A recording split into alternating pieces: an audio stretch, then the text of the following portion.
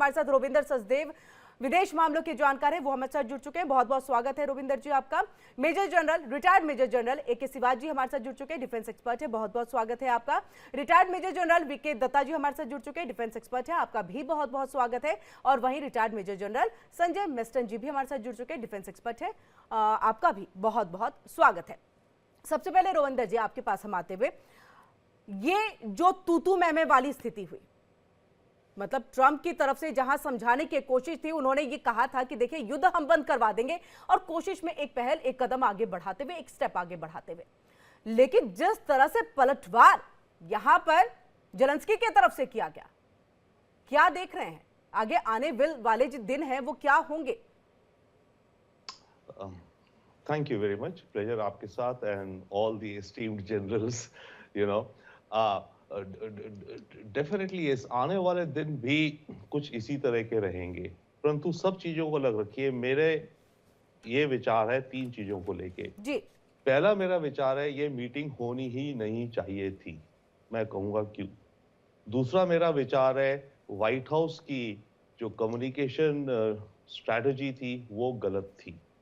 अब मैं इन दोनों को एक्सपैंड करता हूं। देखिए, अमेरिका कोई भी जब 2 लीडर्स मिलते हैं उससे पहले 80% काम हो चुका होता है दोनों लीडर्स की टीम्स का, डिप्लोमैट्स का, नेशनल सिक्योरिटी एडवाइजर्स का, नेगोशिएशंस हो चुकी होती है, क्या है ये वो, कौन कौन से मुद्दे, करीब 80% तक मोर और लेस अंदाजा बन जाता है कि एजेंडा क्या है। फिर दोनों लीडर्स मिलते हैं, कुछ फाइन ट्यून करते हैं, कुछ पॉलिश करते हैं, और हो सकता है बातों बातों में कोई बड़ी जॉइंट आइडिया आ जाए, वो करके बाहर आके एग्रीमेंट देते हैं।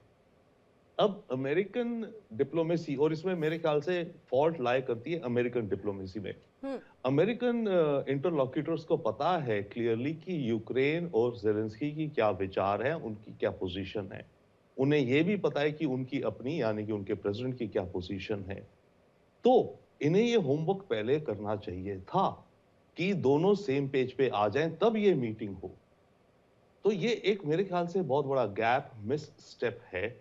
ये मीटिंग 10 दिन बाद हो जाती शायद, क्योंकि जल्दी जल्दी में, स्पीड में मामले चल रहे हैं। रियाद में मीटिंग हो रही है, इस्तांबुल में हो रही है, लंदन में हो रही है, मैक्रोन आ रहे हैं। इस तेजी में मेरे ख्याल से अमेरिकन डिप्लोमेसी का एक ये बहुत बड़ा, मेरे हिसाब से ये मिस्टेक है। वन, ये मीटिंग होनी ही नहीं चाहिए थी। 10 दिन बाद होती, 15 दिन बाद होती, जब दोनों कॉमन पेज पे आ जाते मोटे मोटे मुद्दों पे। दूसरा, again I think American let's say interlocutors, planners का मिस्टेक है। व्हाइट हाउस में क्या जरूरत थी कि दोनों लीडर्स बैठे हैं? आपको पता है इन दोनों लीडर्स के अलग अलग विचार हैं, आपको पता है ट्रंप क्या कहता था, जेलेंस्की क्या कहता है, राइट? और ये किस तरह से बात करेंगे। बेटर ये होता, श्योर, दोनों लीडर मिलते, हैंडशेक करते, फोटो ऑप होती और बंद कमरे में चले जाते। उस बंद कमरे में इनकी जितनी रंजिश है, जितने गिल्ले शिकवे हैं, जितनी आर्ग्यूमेंट्स हैं, आपस में करते 2 घंटे 3 घंटे। उसके बाद जो मिनरल डील बनने की थी, अव्वल तो वो थी ना, अगर होता कि मिनरल डील बनती है या नहीं बनती है, कमरे के बाहर आते, बन जाती डील तो कहते बन गई, सेलिब्रेट करते। नहीं बनती, दोनों लीडर्स बाहर आते, कहते भैया हमारी पोजीशन ये है, इसकी पोजीशन ये है, वी डोंट एग्री, ट्रंप कुछ और कह देता। तो मेरे ख्याल से ये दो बहुत आई मीन डिप्लोमेसी में आई थिंक ये लर्निंग पॉइंट है। एक पॉइंट मैं और कहूंगा, बेहतर ये होता कि जेलेंस्की एक इंटरप्रेटर यूज करता, यूक्रेनियन में बात वो करता, उसका इंटरप्रेटर इंग्लिश करता, और इंग्लिश ट्रंप और वैंस को बताते, वो अंग्रेजी में जवाब देते, ट्रांसलेट होता। ऐसे में जो ये तू मैं एकदम सडनली चल गई ना, आप तू मैं, you did this, Biden this that, उसका टेम्पो स्लो हो जाता। तो ये एक बहुत अहम टैक्टिक भी होती है लीडर्स की, कि अपने को टाइम देना, अपने को बफर देना, और कई बार ये भी होता है कि मिसअंडरस्टैंडिंग हो गई, इंटरप्रेटर पे ब्लेम कर दो। तो आई थिंक ये 3 मिस्टेक्स हुई हैं। 2 मिस्टेक हुई हैं अमेरिकन प्लानिंग की, और एक मिस्टेक हुई है जेलेंस्की की तरफ से कि वो अपनी यूक्रेनियन भाषा में बोलता, ताकि बातें सहज रूप से चलती, ना कि टोटल तू मैं में डिसॉल्व हो जाती जी। अब इसके अलावा ये जो इस एपिसोड से जो बाहर निकले हैं, जेलेंस्की को एक अलग इंपैक्ट हुआ है, ट्रंप को भी इंपैक्ट हुआ है। ट्रंप तो मास्टर ऑफ द डील है ना, वो तो सुबह कह रहे थे हम $350 बिलियन की यार डील कर लेंगे। और ट्रंप का ये डील करने का स्टाइल है एग्रेसिव होना, ब्लफ करना, वो उनका स्टाइल है। वो न्यूयॉर्क में रियल एस्टेट की जो डील्स होती हैं, हसल बसल ये वो वाली, वो उस तरह से कर रहे थे, राइट? तो वो उनका चलना, बट वो डील हुई नहीं ना। तो ट्रंप के लिए एक थोड़ा सा, आई वुड नॉट से सेटबैक है। अब या तो ट्रंप इंसल्टेड फील करेंगे थोड़ा, राइट, या ज्यादा, बट उसने कहा है कि जेलेंस्की वापस आ सकता है। अगर वो पीस डील करने को तैयार हो तो मैं जेलेंस्की से बात करूंगा। तो ट्रंप एक तरह से स्ट्रॉन्ग अपोनेंट को रिस्पेक्ट भी करता है, और वो ये कहता है कि मेरा सामने अगर कोई स्ट्रॉन्ग अपोनेंट हो या जिससे मैं डील कर रहा हूं, अगर वो स्ट्रॉन्ग हो, उसको मुझे दबा करके उससे डील करने में मुझे विक्ट्री का मजा अलग आता है, राइट? तो ये ट्रंप की स्टाइल रहा है, इसकी बिजनेस में, इसकी पॉलिटिक्स में। जहां तक रही लास्टली जेलेंस्की की बात, तो जेलेंस्की वापस जा रहे हैं, तो या तो उनका इतना बैगेज हो गया, उनके ऊपर इतना नेगेटिव हो गया कि वो यूक्रेन जाकर के वापस रिजाइन कर दें, क्योंकि और उनकी जो स्पीकर ऑफ पार्लियामेंट है वो नेक्स्ट होता है, उसको आगे रख दें। सर ये भी तो वो कह बन जाए सकते हैं ना प्रेस- कि अब कहीं ना कहीं जहां से दोस्ती और एक भरोसे की उम्मीद और एक था कि आप हमारा सहयोग दे रहे थे अब तक, अब वो सहयोग भी कहीं ना कहीं बंद है। तो ऐसे में जो आप बात कह रहे हैं कि जाने के बाद हो सकता है इतनी नेगेटिविटी है कि वो रिजाइन भी कर सकते हैं, तो संभवतः ये भी एक चांसेस यहाँ पर। या श्योर चांस है, बट शायद चांस कम भी है। जेलेंस्की कंटिन्यू कर सकता है, जैसे ट्रंप ने भी कहा है जी कि वापस आए, मेरे से डील करे। तो या तो जेलेंस्की ये देखे कि अपने देश के जी नेशनल इंटरेस्ट में बेहतर ये है कि उसकी बजाय कोई दूसरा बंदा जाए, फ्रेश स्टार्ट हो, जिसका कोई ये इमोशनल बैगेज ना हो ट्रंप के साथ, राइट? या फिर Zelensky can continue, but Zelensky को झुकना पड़ेगा। रियलिटी ये है, झुके, एडजस्ट करे और ट्रंप से फिर बोले यस हम रेडी हैं बिल्कुल, आज नहीं तो पीस कल के लिए। जेलेंस्की को यहाँ पर झुकना होगा। मेजर जनरल एक सी बात सर आपके पास आते हुए, देखिए कई सारे शब्द जो हैं कि मिस स्टेप उठाया गया, मीटिंग ये होनी नहीं चाहिए थी, जिस तरह से रविंदर जी भी कह रहे थे। क्या ये हम माने, क्योंकि देखिए 2-3 गलतियां जो रविंदर जी ने बताई कि कहीं ना कहीं बंद कमरे में आपको बातचीत करनी चाहिए थी, लैंग्वेज जो यूक्रेनी भाषा है उसका इस्तेमाल होता है तो शायद इतनी ज्यादा तुतुमे वाली चीज जो है वो दुनिया के सामने नहीं आ पाती। अब ये माने कि ये एक्सपेक्टेड नहीं था, इसलिए ये गलती डोनाल्ड ट्रंप से हो गई। उनको लगा कि मैं बोलूंगा और जेलेंस्की मान जाएंगे, क्योंकि मैंने इतना उनके ऊपर एहसान कर दिया है कि अब वो एहसान को ना कह ही नहीं सकते, मैं जो कहूंगा वो कर देंगे। हाँ बिल्कुल, देखो किरण, सच्चाई क्या है कि ये ऐसा नहीं है कि ये जल्दबाजी में हुए, इसकी प्लानिंग वगैरह तो होगी थी, मगर दोनों ही अनप्रिडिक्टेबल हैं। डोनाल्ड ट्रंप भी अगर अनप्रिडिक्टेबल है, जेलेंस्की भी काफी अनप्रिडिक्टेबल है। अभी देखो हुआ क्या है कि जो ये गुड अर्थ मिनरल की डील थी, उसका मतलब ये जो मिनरल डील है, ये अमेरिका बार बार ये कह रहा है कि हमने आपको 350 बिलियन डॉलर की मदद दी है, आप हमें अपने ये जो गुड अर्थ जो मिनरल्स हैं इनमें आप हमें अपना भागीदार बनाएं, हम इसको निकालेंगे और इसका जो पैसा आएगा हम आपके लिए भी खर्च करेंगे, और दूसरा हम यकीन करेंगे अगर हम होते हैं तो आपको इनडायरेक्टली एक सेफ्टी गारंटी मिलती है। मगर जेलेंस्की का सबसे बड़ा पॉइंट ये है, बार बार वो ये कह रहे हैं कि आप सीज फायर की बात करते हैं, आप सेफ्टी गारंटी नहीं दे रहे। कहता सीज फायर अगर रूस करेगा तो रूस इसको मिलिट्री पोज की तरह इस्तेमाल करेगा, थोड़ी सी देर लड़ाई बंद करेगा, अपने आप को रिकूप करेगा, रिफिट करेगा, फिर हमला कर देगा।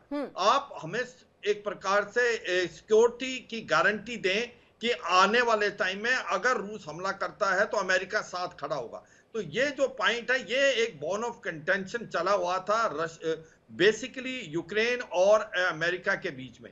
अब जो जेलेंस्की को समझ आना चाहिए, उसकी पोजीशन वीक है, वो बॉर्डर एरिया पे धीरे धीरे लूज करता जा रहा है। 18% जो आपने बताया बिल्कुल ठीक है कि जो डोनबस का इलाका है, डोनेट्स्क, लुहांस्क, जापोरिजिया, खारासोन में 12% इलाका लूज कर चुके हैं, और अगर क्रीमिया को भी मिलाया जाए तो 2014 में 18% है, और हर रोज वो लूज करते जा रहे हैं। रूस की पोजीशन हर रोज स्ट्रांग होती जा रही है। अगर ये लड़ाई चलती गई तो इसमें क्या होगा, यूक्रेन और लूज करेगा। हाँ, एक अच्छी बात है, यूक्रेन ने जो कुर्स्क का इलाका लिया है 1200 स्क्वायर किलोमीटर, वो बाय एंड लार्ज उसने अभी तक होल्ड कर रखा है, इंस्पाइट कि 12,000 वहां पर नॉर्थ कोरिया के ट्रूप्स भी डाले रूस ने। मगर ये सच्चाई है कि जो कहते हैं बेगर्स कांट बी चूजर, जिस प्रकार से यूक्रेन की ग्राउंड सिचुएशन इतनी अच्छी नहीं है, उसके लिए ये डील बहुत अच्छी थी, क्योंकि ये जो अगर गुड अर्थ मिनरल डील जो थी, जो मिनरल डील है, उसमें दोनों देशों का फायदा होना था। अमेरिका का दो फायदे थे। अमेरिका एक तो ये चाहता था कि इन मिनरल को जो है वो एक्सप्लॉइट करके पैसा कमाएंगे दोनों देश, और हम इसको एक प्रकार से वो पैसा इस्तेमाल करेंगे जो बिल्डअप करने के लिए यूक्रेन। पर सबसे ज्यादा उसको फायदा ये था कि आज उसकी ओवर डिपेंडेंस है इन चीजों के लिए चीन पे, चाहे कोबाल्ट है, चाहे लिथियम है या जिंक है। वो चाहते हैं कि वो डिपेंडेंस चीन से घटे और यहां से स्टार्ट हो। तो ये सच्चाई है कि ये जो डील हो रही थी, ये बातचीत पक्का हो चुकी थी और कहीं ना कहीं ड्राफ्ट बन गया था। मगर जिस प्रकार से सिचुएशन आउट ऑफ हैंड हुई, हाँ ये सच्चाई है, एक के बाद एक बात निकलती गई और सिचुएशन आउट ऑफ कंट्रोल हो गई। मगर मुझे पूरा विश्वास है, अब जेलेंस्की वहां से कहां गए हैं? जेलेंस्की शाम को वहां पर फॉक्स न्यूज में थे, वहां पर उन्होंने बताया है कि हाँ कहीं ना कहीं इनडायरेक्टली सॉरी तो उन्होंने बोला है, और अब वो गए हैं यूनाइटेड किंगडम में। हाँ ये मैं मानता हूं, यूरोप की सारी कंट्री इंक्लूडिंग यूके वो आज भी जेलेंस्की के साथ खड़ी हुई हैं। ऑस्ट्रेलिया, जापान ने भी जेलेंस्की के पक्ष में दिया है। मगर ये समझना चाहिए जेलेंस्की को और यूरोपियन कंट्री को, क्या वो लड़ाई लड़ सकते हैं अमेरिका की हेल्प के बगैर? ये बड़ा मुश्किल हो जाएगा, क्योंकि अभी भी 40 से 50% जो मिलिट्री हेल्प मिल रही है यूक्रेन को, वो अमेरिका से मिल रही है। अगर अमेरिका इस लड़ाई से निकल जाता है या नाटो से के साथ मदद नहीं करता, वो बाहर हो जाता है, तो फिर यूक्रेन लड़ नहीं पाएगा। यूक्रेन बड़ी जल्दी हाथ खड़े कर देगा। तो कहीं ना कहीं अमेरिका भी तो कोशिश करेगा ना कि बाकी जो यूरोपीय देश अभी फिलहाल जेलेंस्की के साथ है, क्योंकि कई सारे ऐसे अभी तक जो इसको लेकर के प्रतिक्रियाएं वो सामने भी आ चुकी है, लेकिन अब अमेरिका कोशिश करेगा ना कि उन सबका साथ मेरे साथ आ जाए, वो जेलेंस्की के साथ ना जाए, और इसके लिए ट्रम्प कार्ड तो ट्रम्प से बेहतर और कौन खेल सकता है? हाँ बिल्कुल। इसके अंदर जो सबसे इंपॉर्टेंट कंट्री जो यूके है, जो यूरोपियन यूनियन का हिस्सा नहीं है, केयर स्टारमर, वो आ सकते हैं अमेरिका की तरफ। कहा जो इनोमिनल मैक्रॉन है, जो प्रेसिडेंट फ्रांस के, शायद ना आए, और जो इटली की प्राइम मिनिस्टर है मेलोनी, वो भी आ सकती है। हाँ आपका पॉइंट में दम है, क्योंकि अगर अमेरिका प्रेशर डालता है तो एक फ्रैक्चर्ड हो जाएगा यूरोप के अंदर भी। मगर सच्चाई यह है कि जेलेंस्की को यह समझना चाहिए, उसको पीस डील बहुत जरूरी है। वो लड़ाई लूज कर रहा है, उसके पास मिलिट्री हार्डवेयर है नहीं, और उसने हर दम अपनी जो नुकसान जो है वो ज्यादा हो रहा है। और अब सच्चाई क्या है, क्या रूस का भी नुकसान उतना ही हो रहा है? अनफॉर्चुनेटली रूस का इतना नुकसान नहीं हो रहा। जेलेंस्की का ज्यादा है, यूक्रेन का ज्यादा है। मुझे लग रहा है कि ये एक अच्छा ऑप्शन था। मेजर जनरल, आ रही हूँ उसी बात सर आपके पास। मेजर जनरल संजय मेस्टन साहब आपके पास सर, कि एक अच्छा ऑप्शन था ये जेलेंस्की के पास में, यूक्रेन को आपको बचा लेते आप, एक खूबसूरत देश था वो, और अभी देखिए किस तरह से तबाही वहां पर मची हुई है, लोग छोड़ करके जा चुके हैं। अब आप अगर कहीं के राजा बन भी रहे हैं, तो वैसे राजा बनने का क्या मतलब है जहां सिर्फ खंडहर ही खंडहर नजर आने वाला है? एक अच्छा ऑप्शन था, एक अच्छी डील होने जा रही थी। आप चाहे देखिए ट्रम्प को हेट करे, नफरत करे कि बहुत ही स्ट्रेट फॉरवर्ड नेता है, इस तरह से बात कर जाते हैं, बहुत प्रेशराइज करते हैं, आप कुछ भी कहें, लेकिन युद्ध अगर वो बंद करवा रहे हैं तो ये बेहतर, अच्छी बात है ना, शांति की बात वो कर रहे हैं। देखिए प्रेसिडेंट जेलेंस्की के पास कई ऑप्शंस है। पहली बात, देश का कोई भी लीडर, किसी भी देश का कोई लीडर अपने देश को बेच नहीं सकता है, ये मेरा मानना है। ये नैतिक तौर पे अगर कुछ चीजें देखी जाए, शुरू से एक नैरेटिव चला है रशिया से कि वो नाटो की वो मेंबरशिप मांग रहा था। आज ये लड़ाई अगर पहली बात होती ही नहीं, अगर बुदापेस्ट एग्रीमेंट में जो न्यूक्लियर वेपन्स तकरीबन 1900 थे वो रूस को वापस नहीं करता यूक्रेन, पहली बात ये लड़ाई होती नहीं। और वही मुद्दा आज तक है, अभी न्यूक्लियर वेपन्स नहीं है। यूक्रेन हमेशा बोलता है कि मेरे को रूस से डर है। 1950 में रूस ने यूक्रेन, वेस्टर्न यूक्रेन में क्या क्या किया है वो पूरे विश्व को पता है, और इसीलिए वहाँ यूनाइटेड इनकी आर्मी खड़ी हुई थी यूक्रेन की लड़ने के लिए। उसके बाद बुदापेस्ट एग्रीमेंट का मैंने बता दिया है।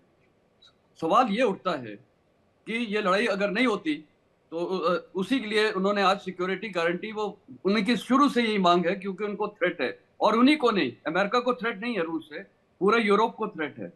अगर ये लॉजिक है रूस की, या अभी जो प्रेसिडेंट ट्रम्प भी उनका सपोर्ट कर रहे हैं, अभी फिनलैंड ज्वाइन किया है नाटो, स्वीडन ज्वाइन किया है, बॉर्डर स्टेट्स हैं, उन पे हमला क्यों नहीं किया? कहने का मतलब है ये थोड़ी ये बहुत हाई लेवल पे देखे जाए।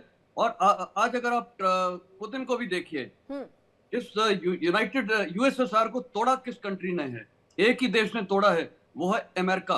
अफगानिस्तान में उनको जाके तोड़ा है और उन्होंने सारी फंडिंग, सारे हथियार, स्टिंजर मिसाइल सब कुछ दिया और यूज किसको किया? जिहादी एलिमेंट जो पाकिस्तान में ट्रेंड हो रहे थे। क्या पुतिन भूल सकता है कि यही अमेरिका ने उस देश को तोड़ा है? और वही पुतिन आज जब माइकल गोर्बाचोव भी मरा था, उसको उन्होंने कोई स्टेट फंडल वगैरह नहीं दिया। यही पुतिन की एक मंशा है कि यूनाइटेड यूएसएसआर जो एक पहले था वो वही उस स्टेज पे आना चाहिए। और 2014 में आज जो ये हुआ है, ये 2014 से ही ये ज़ेलेंस्की ने बोला था वांस को। पहली बात मैं ये मीटिंग के बारे में ही बोलना चाहूंगा, वो फिर मैं बाद में आता हूँ। आप एक देखिए, ये दो प्रेसिडेंट्स की मीटिंग थी। ये मीटिंग प्रेसिडेंट और वाइस प्रेसिडेंट के साथ नहीं थी। इंटरनेशनल प्रोटोकॉल्स, डिप्लोमेटिक प्रोटोकॉल्स में दोनों तरफ सिर्फ लीडर बोलते हैं। आज वांस ने जब ये शुरू किया और उनको एक्यूज कर रहा है और उनको पाठ पढ़ा रहा है कि डिप्लोमेसी से ये होना चाहिए, तो क्या ज़ेलेंस्की को अपने देशवासियों के लिए अधिकार नहीं है वो भी अपना एक व्यू पॉइंट प्रकट करे? तो ये दूसरा, जितनी भी ये मीटिंग्स होती हैं, जब स्टार्ट होती हैं तो मीडिया अलाउड होती है और वो होती है इंट्रोडक्टरी, या जब ये एक्सचेंज ऑफ ग्रीटिंग्स होती हैं। मीडिया इतने सेंसिटिव इश्यू में, सीक्रेटिव इश्यू में कभी प्रेजेंट नहीं होती है। ये जानबूझ के मीडिया को रखा गया है और जानबूझ के ये वांस ने ये शुरू किया इस प्रकार की वो उत्तेजित हो जाए। और कई मैं भी अगर होता, मैं तो अपने देश के लिए लड़ जाता। तो सर इसके पीछे फिर ट्रम्प की मंशा क्या है? आप कह रहे हैं अगर कि जानबूझ करके मीडिया को रखा गया, तो इसके पीछे मंशा क्या है? कि देखिए, ट्रम्प की मंशा बहुत साफ है। वो दिखाना चाहते हैं कि वो पीस मेकर हैं और पुतिन भी ये वीडियो में देखते। देखिए, प्रेशर पहले उनको डाला है। जैसे ही वो प्रेसिडेंट ज़ेलेंस्की उतरे, जिस प्रकार वहां पर उनको रिसीव किया, आपने देखा था, वो वही यूनिफॉर्म जो उनकी एक पहनते हैं उस पे कमेंट मारा, किसी को नीचा दिखाना। उसके बाद जब वो बैठे, शुरू में ही वो वांस ने शुरू की मीटिंग और ये डायलॉग में बोला कि डिप्लोमेसी से आपको पता नहीं है ये रिजॉल्व होगा। तो कहने का मतलब है ये जो प्रेशर टैक्टिक्स थी, ये किसी को नीचे दिखा के जिससे वो बाद में झुक जाए और पुतिन और पूरी विश्व देखे कि देखो ट्रम्प में इतनी पावर है। लेकिन उन्होंने एक्सपेक्ट नहीं किया था कि ज़ेलेंस्की इस प्रकार रिएक्ट करेंगे।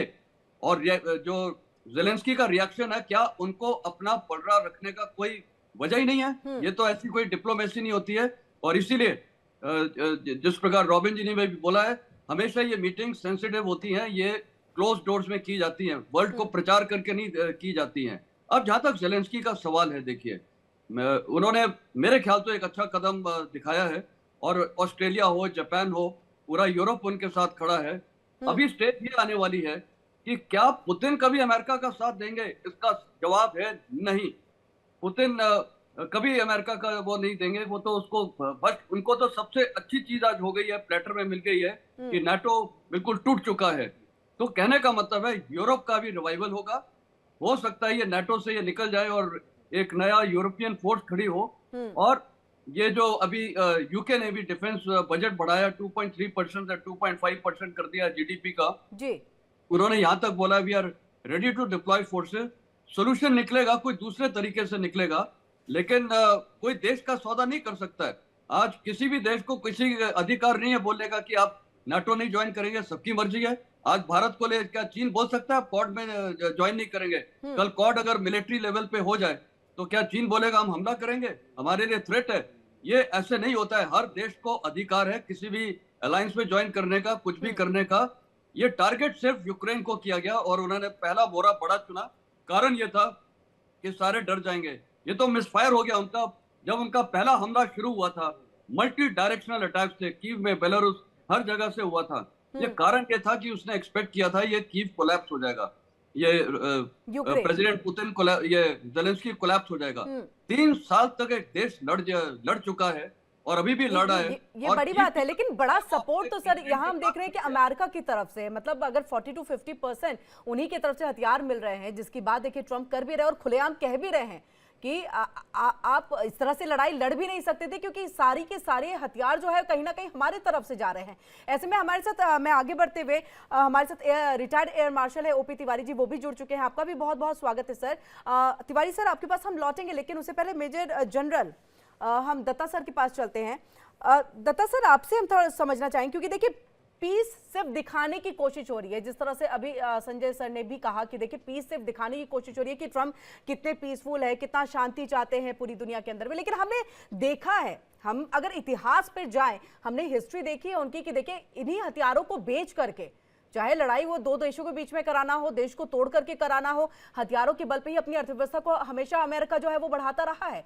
ऐसे में क्या कोई दूसरा अब एक रूट लेते हुए ट्रम्प दिख रहे हैं कि अब युद्ध नहीं होगा, हम जो है अर्थव्यवस्था को बढ़ाने के लिए इस तरह से हथियारों की सप्लाई या हथियारों को बेचना ये नहीं करेंगे, बल्कि किसी दूसरे रास्ते से जो है अर्थव्यवस्था को आगे बढ़ाएंगे। मेक अमेरिका ग्रेट अगेन, ये किस तरह से फिर यहाँ पर फिट बैठता है? बिल्कुल, देखिए किरण, ऐसा है, बड़ी पुरानी सेइंग है, they are no permanent friends और फोर्स इन इंटरनेशनल रिलेशंस। वो नेशनल इंटरेस्ट के ऊपर मुनासिर होता है कि एक नेशन का उस समय का इंटरेस्ट क्या है। अभी और दूसरी सबसे बड़ी बात यह है, आपने जो बॉडी लैंग्वेज देखा ट्रम्प साहब और पुतिन, सॉरी अपना ज़ेलेंस्की जी, अभी एक होता है कि आप अपने इक्वल से बात कर रहे हैं, वो इक्वल कोई आपके साथ में सुलह बंदी या कोई एक मसौदा लेके आया है जिसके ऊपर एग्रीमेंट होना है। यहाँ पे बॉडी लैंग्वेज और जो हिस्टोरिकल पर्सपेक्टिव है अमेरिका का इस जंग के अंदर, और किस प्रकार ज़ेलेंस्की को प्रॉप अप करके जबरदस्ती रूस के साथ लड़वाया गया, उस चीज को मद्देनजर रखते हुए ट्रंप ने उसको एक सेकंड क्लास सिटीजन की तरह ट्रीट किया। उसने बोला तेरी कोई हैसियत नहीं है, तेरी कोई औकात नहीं है, अगर तू थर्ड वर्ल्ड वॉर में दुनिया को झोंकना चाहता है ये हम नहीं होने देंगे। और तूने अपनी मर्जी के चलते पूरी अपने मुल्क का तबाही करवा दी। ये बहुत उसके बीच में अगर आप पॉइंट्स को सुने तो आपको ये निकल के आएगा, वो शुरू से ही ट्रंप बोलता जा रहा है कि ज़ेलेंस्की इज अ विलन, इसके कारण ये जंग हुई। अगर ये जो भी इसने एक थीम पकड़ी थी वो ना पकड़ता तो ये जंग होनी नहीं थी, रूस यूक्रेन के ऊपर हमला नहीं करता। अभी अब मैं आपको थोड़ा बैकग्राउंड हिस्ट्री में ले जाऊं जी। आप सेकेंड वर्ल्ड वॉर में चलिए।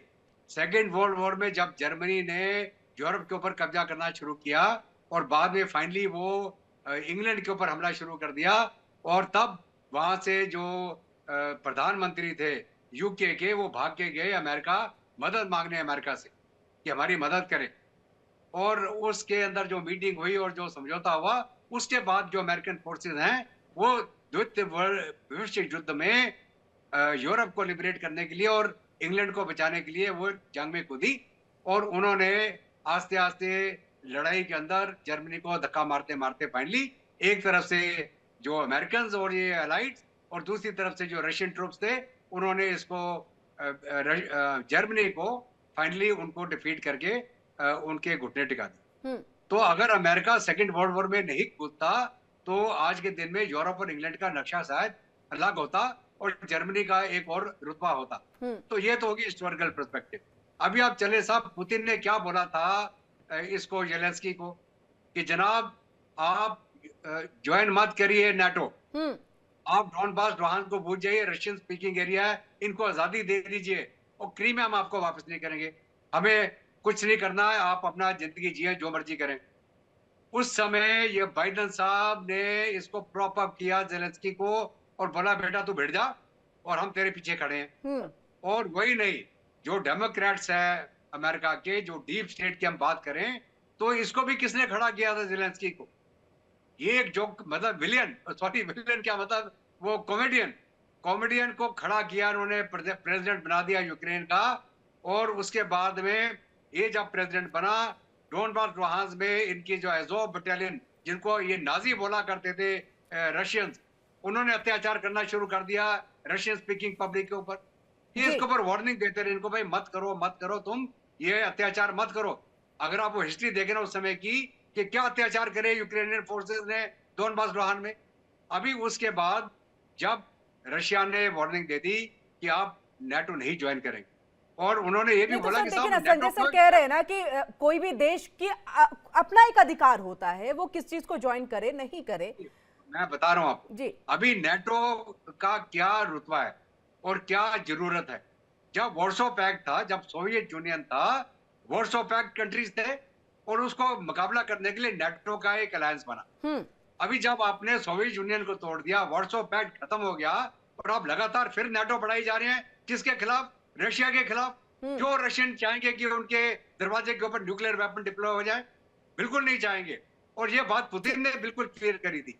मैं डेविल्स एडवोकेट बन के बात कर रहा हूं, मेरा ना पुतिन से जोड़ती है ना ज़ेलेंस्की से है। लेकिन अगर आप देखें कि क्या मुद्दे थे, किन मुद्दों के ऊपर ये जंग शुरू हुई और किस प्रकार इसको ज़ेलेंस्की को उकसाया गया, Ukraine will fight till the last Ukrainian, हथियार हमसे ले लो, तुम मरते चले जाओ।